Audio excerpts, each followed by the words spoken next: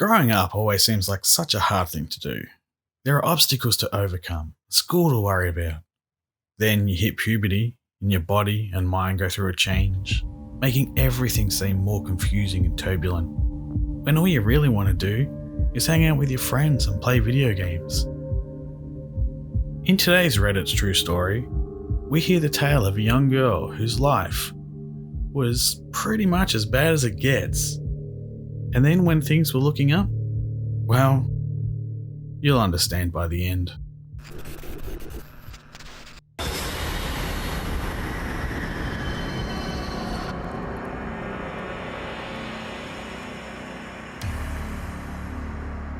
To start this off, there's a few trigger warnings in this story for child abuse, self-harm, depression, and talk of psychiatric ward.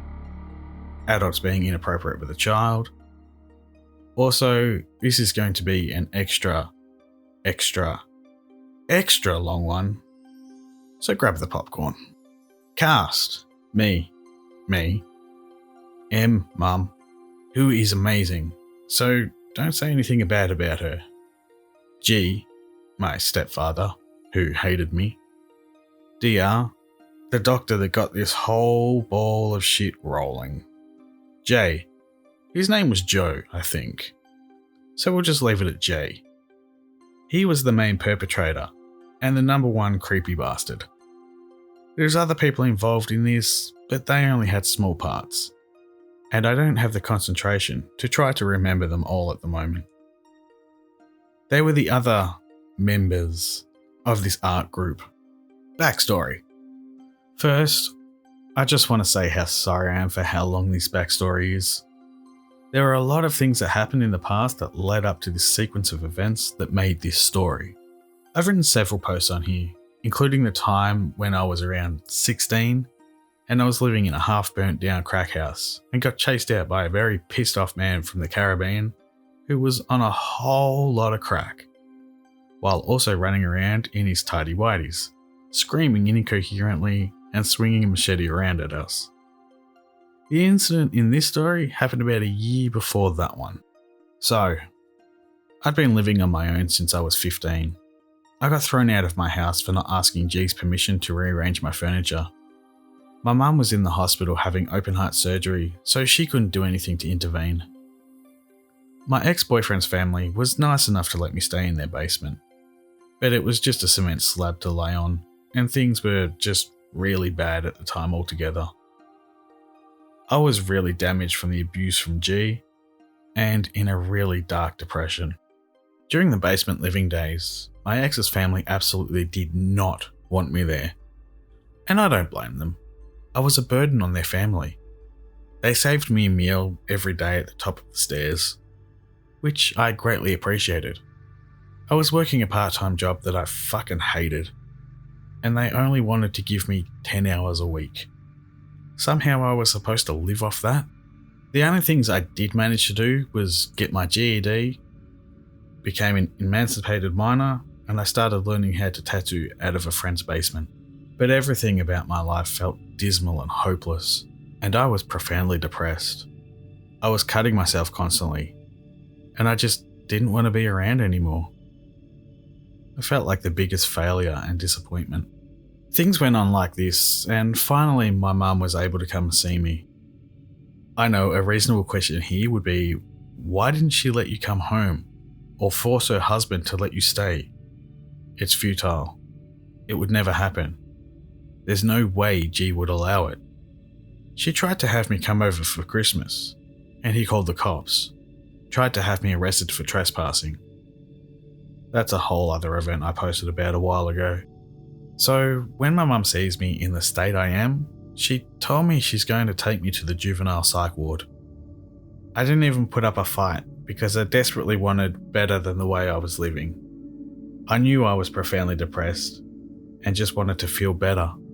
When I was there, I thrived. DR asked to set up a meeting with my mum and me. Now, the DR wasn't just any old doctor. He also ran the ward and was highly regarded. So if he took exception to you, it was something to be proud of.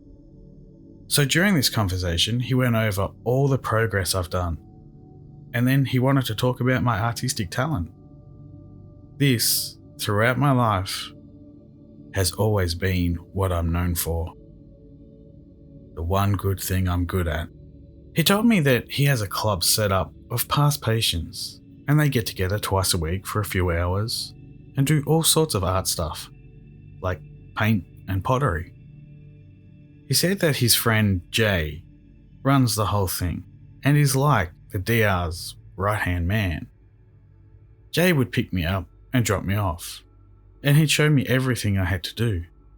So that idea sounded great because I got a chance to interact with people who were still struggling with what I am.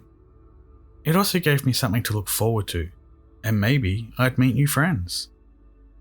I get discharged and go back to my ex's basement, and they're reasonably tolerant of me being there, and I'm just happy I have a reason to get out of the fucking house a few days a week now. On the day that we were to meet, I went outside a donut shop near where I live. I really struck out, so you couldn't miss me. I had a stop sign red, foot-tall mohawk with red and black leopard spots on the sides, and I dressed in my best black punk band T-top, a red and black plaid skirt, fishnets, and had my knee-high black steel-toed black shit kickers on. I'm 15 and quite the badass. So this guy pulls up in an old Honda and calls out, "You must be Champagne. Well, come on in." So my dumb as fuck self says, "Okay," and get into this complete stranger's car. I'm not even in the seat, and the guy's practically climbing over the center divider to give me a hug. Just when it gets unbearable, and I'm thinking about running, he says, "Oh, I'm sorry to freak you out. I get really excited meeting new people." I try to get past it and realize that some people are just awkward.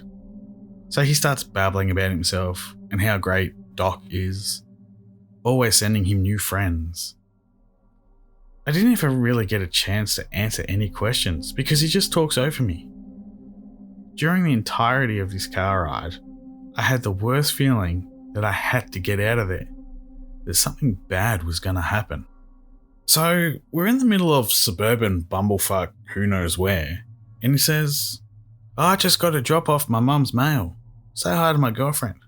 Come on along." At this point, 15-year-old me hasn't watched enough horror movies, or had enough common sense, to know, don't fucking go inside. What I walk into is a massive hammock. Like if two of them were sewn together, but a hammock inside the kitchen, and somehow 3 grown-ass adults lying on it. I feel the need to interject that this guy is in his late 40s, wearing brown bell-bottoms, his girlfriend or whatever has some kind of speech disorder, and also drools, and his mum weighs well over 350 pounds, and that's if I'm trying to be kind. They're all on this heavy, reinforced swing hammock in the kitchen, and trying to get me in it too. At this point I'm like, either we go to this art club thing, or drive me back home.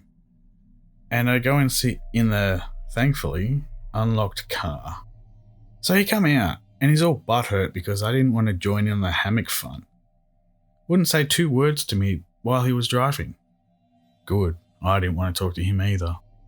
Now, we pull up to a more densely populated area of suburbia, and you can hear music playing outside, and the lights were on. And yay, I won't be left alone with this guy. We go inside and there's about 20 people there. A handful are in their 40s, and everyone else is older than that. And they are shit-faced. I have no idea what they're drinking, but whatever it is, it's working. I quietly get a drink of tap water and look around. It looks like everyone was waiting for Jay to show up, and all these other people are spread out before him while they face him. Jay is just standing up there, rambling on, and then he says to us, "Okay everyone, Let's get comfortable. These motherfuckers start taking their clothes off. What in the actual fuck? This is not a painting support group.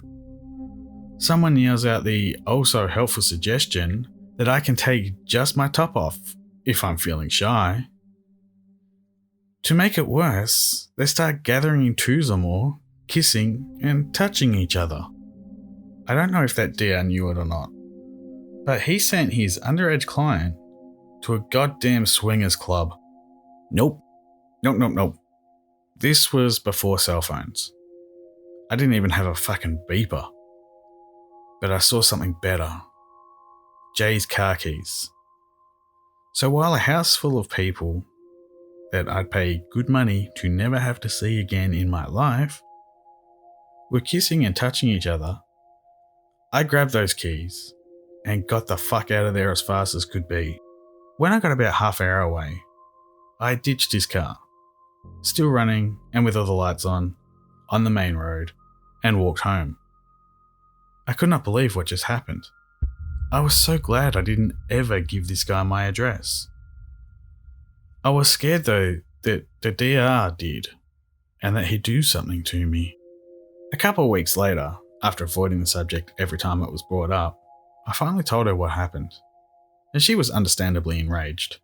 She stormed down to the DR office and tore him a new asshole. But he claimed he had no idea that they were doing anything like that. I don't know if I believe him or not. Thankfully, I never had to see or deal with any of them again. I just strongly urge people to listen to their gut when someone or something feels off. Tell someone you trust where and when you'll be somewhere. This story could have ended badly in many different ways. The life this girl had before this was hell, and it seems like she was nearly roped into joining a sex cult or swingers club. Who knows? I too am not sure if the doctor was involved or simply an unwilling participant in a recruitment drive. Let me know your thoughts in the comments section below. Thank you for listening. I won't ask if you enjoyed that story, but I do hope you found it interesting or entertaining. As always, a very special thank you to Purple Haze and Ghostface as they continue their support in spite of these uncertain times. If you want to show your support, the best thing you can do is to like, share and subscribe. Should you want to show further support, you can do so by joining the Patreon, grabbing some merch from Teespring, or even submitting stories and videos you'd like covered in the future over at the Ondiovari subreddit. And remember, it's always scarier when it's real. Good night.